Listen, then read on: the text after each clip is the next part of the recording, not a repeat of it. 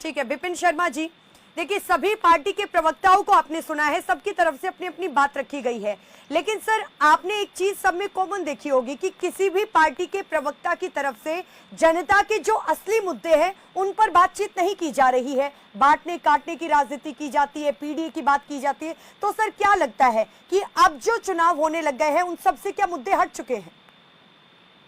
किरण जी, आप बधाई के पात्र हैं क्योंकि आपने बिल्कुल सही आकलन करा है और मैं बड़े सम्मान पूर्वक, ये सब वरिष्ठ प्रवक्ता हैं अपने अपने राजनीतिक दलों के, और यहाँ पर इसमें भी कोई दो राय नहीं है कि महाराष्ट्र माया नगरी है, फाइनेंशियल कैपिटल है, सबसे बड़ी अर्थव्यवस्था वाला राज्य है और सिटी मैक्सिमम बोला जाता है। तो यहाँ पर ये जो चुनाव हैं तो ये इनकी बहुत अहमियत है क्योंकि चुनाव दो मुख्य फैक्टर्स होते हैं। एक रणनीति की आप क्या रणनीति के तहत चुनावी मैदान में उतरते हैं, और दूसरी बात मनोबल कि आपका मनोबल, आपका आत्मविश्वास कितना बुलंद है, क्योंकि यहां पर आप संगठन को तभी एक ऊर्जा दे पाएंगे, प्रेरित कर पाएंगे।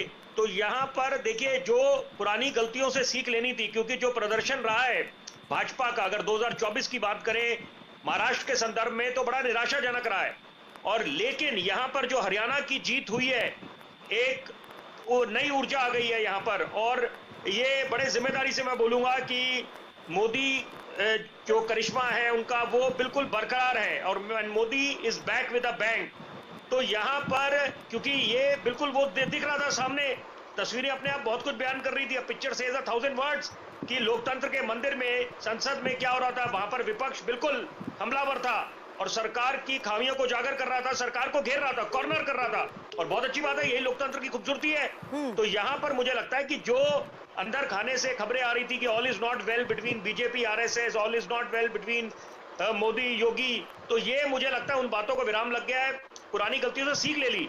लेकिन ये वाला जो चुनाव है, क्योंकि ये भूलना नहीं चाहिए, जबकि व्यक्तिगत तौर पे अगर आप मेरे से पूछे, मेरे को आपत्ति है उस शब्द से जब कोई बोलता है बैसाखी, क्योंकि बैसाखियों के सहारे शिंदे जी आप अपने एंड से प्लीज म्यूट कीजिए, डिस्टर्बेंस क्रिएट हो रही है। शिंदे जी कि यहाँ पर अगर ये विपक्ष हमला बोल रही है भाजपा पे, एनडीए पे कि आप बैसाखियों के सहारे हैं, तो ये भी इसमें कोई दो राय नहीं है। निश्चित बात है कि यहाँ पर जेडीयू और टीडीपी का जो समर्थन मिला हुआ है, कब क्या हो जाए राजनीति में कुछ आप भविष्यवाणी नहीं कर सकते।